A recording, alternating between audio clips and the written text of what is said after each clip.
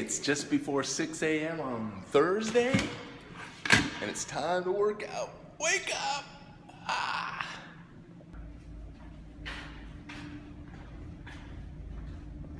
Workout, check.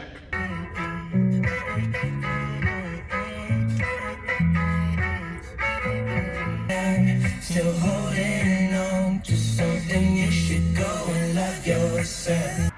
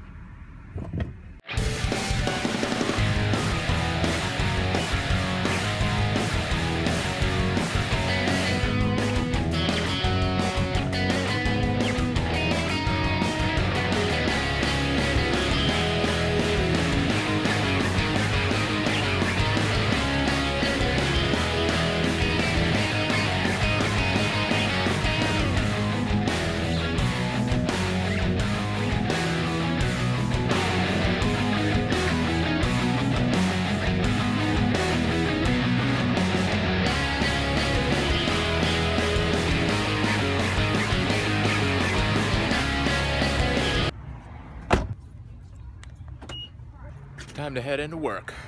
And I'm back. And it's after work. And I'm headed home. Headed home. Blind Spot, one of Brisa and I's, does that make sense? Brisa and I's show is on and popping. Tonight is a leftover kind of night, so Brisa is eating leftover rice and sausage, ground meat. And I'm going for the cereal tonight. Cereal kind of night. You ever do that out there? Cereal kind of night? Yes, you're shaking your head, yes. So it's a little bit later tonight. It's 10:40 on the West Coast. And getting a little tired. I'm going to go to sleep soon, but I got to finish off this vlog. So this is the nightcapper. Came home from work. Actually was extremely tired. Took a tiny little nap. Had some things to do around the house. Had to go pick up Brisa from dance again. And now I'm finishing off the night.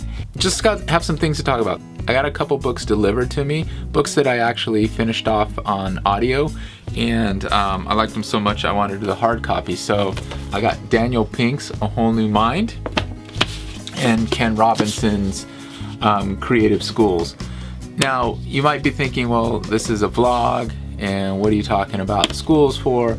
I just want to finish off this vlog by saying some of the things that you can apply from these two books. I mean, vlogging is all about sticking with it because it comes easy for some of us.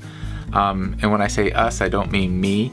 I'm a educator by nature. I have been for the last 15 years, but I really love the process of creation. And Daniel Pink's book, A Whole New Mind, talks about how right-brainers are going to rule the world. And the reality is we need a balance between right and left brain.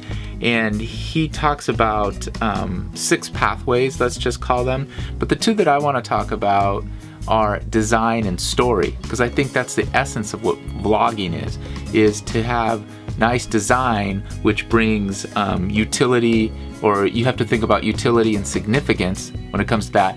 And you also want to be able to tell a story. And I'm just trying to improve on that myself.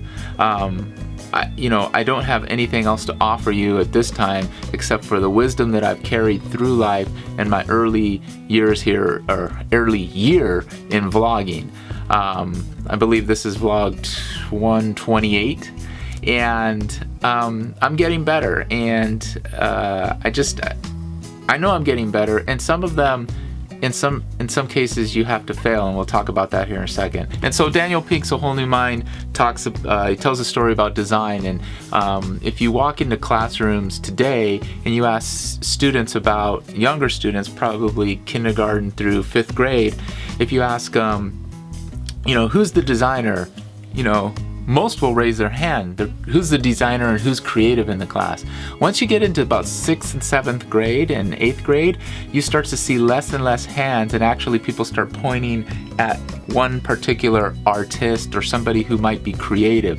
And I think that's a shame that less and less and less people or students think of themselves as creative or artists, because we all have that ability.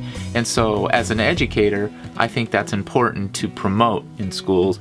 And so that's why I applaud those of you who are just killing it out here on YouTube. Anybody who starts a vlog on their own and does their own thing and just shows their creative side, kudos to you. Utility versus significance.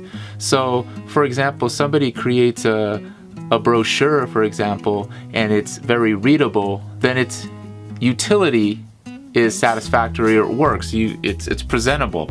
But then when we're talking about significance, so what is it really saying? What is its significance? What is it bringing to the table? That's really what has to come to life. So when you're designing something, you need to think about utility and significance. Their story. We need to think about story and how we're telling our stories. If we think about facts, 15, 20 years ago, facts were only found in books, or you had to go to the library and look them up maybe on the one computer that was around. These days, Google's very much at your fingertips, and you can find any fact that you want. And so facts become more abundant, therefore become less valuable now. And so telling your story with those facts, or putting them into context, that's what's going to be important. And to make an emotional impact with that content, those facts now has become heightened. And so that's why telling stories on Facebook, social media, Twitter, Instagram, telling your story and being artistic and being that designer, that's of the essence right now, and that's why things are thriving. So again, thumbs up to you guys who are just killing it out there. You learn from actively doing things. Effective learning is trial and error. You can't program error. You can't program failure.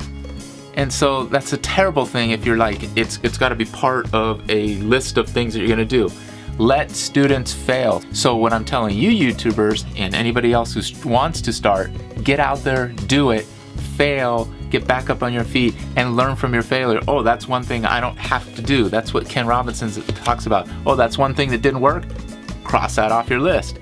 Okay, the whole Thomas Edison approach. Just keep trying. Eventually, you'll get light. All right, that's it. Ken Robinson, Creative Schools. Daniel Pink, A Whole New Mind. The links are down below.